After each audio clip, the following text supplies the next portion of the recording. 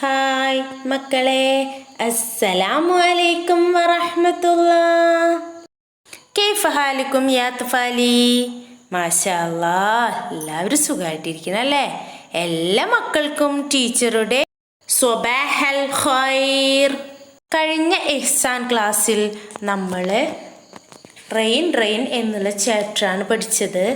അപ്പോൾ നമ്മുടെ ജീവിതത്തിൽ അത്യാവശ്യമായ മഴ, അതുപോലെ തന്നെ വെള്ളം, വായു, ഇതിനെക്കുറിച്ചൊക്കെ ടീച്ചർ പറഞ്ഞു തന്നു. എല്ലാവർക്കും മനസ്സിലായിട്ടുണ്ടാവുമെന്ന് ടീച്ചർ വിചാരിക്കുന്നു.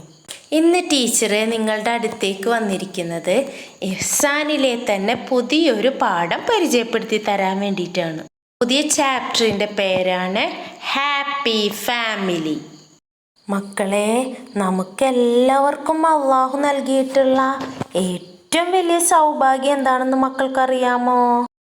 അതാണ് നമ്മുടെ മാതാപിതാക്കൾ. അവർ നമുക്ക് വേണ്ടി എന്തെല്ലാം കാര്യങ്ങളാണ് ചെയ്തു തരാറുള്ളതെന്ന് മക്കൾ ചിന്തിച്ച് നോക്കിയിട്ടുണ്ടോ? അവർ നമുക്ക് വേണ്ടി എന്തെല്ലാം ത്യാഗങ്ങളും കഷ്ടപ്പാടുകളും സഹിച്ചിട്ടാണ് നമ്മളെ വളർത്തുന്നത്. നമ്മുടെ എല്ലാ ആഗ്രഹങ്ങളും അവർക്ക് കഴിയുന്നത്ര ഭംഗിയായിട്ട് നമുക്ക് വേണ്ടി ചെയ്തു തരാറില്ലേ മക്കളെ?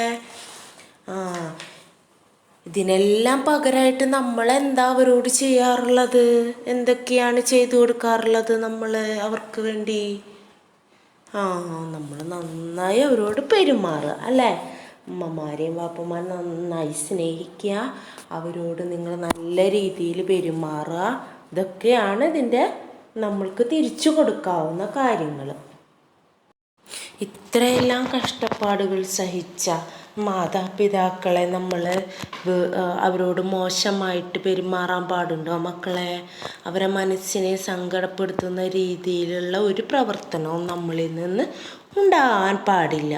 അള്ളാഹു ഖുർആനിൽ മാതാപിതാക്കളോട് കരുണ കാണിക്കാനാണ് നമ്മളോട് പറഞ്ഞിട്ടുള്ളത്.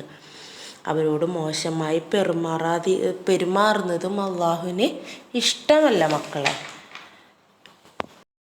അള്ളാഹു ഖുർആനിൽ നമ്മുടെ പേരൻസിന് വേണ്ടി പ്രാർത്ഥിക്കാനായിട്ട് ഒരു പ്രാർത്ഥന പഠിപ്പിച്ച് തന്നിട്ടുണ്ട്.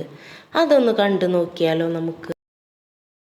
റബ്ബി ഇർഹംഹുമാ കമാ റബ്ബയാനി സഗീറ. റബ്ബിർഹംഹുമാ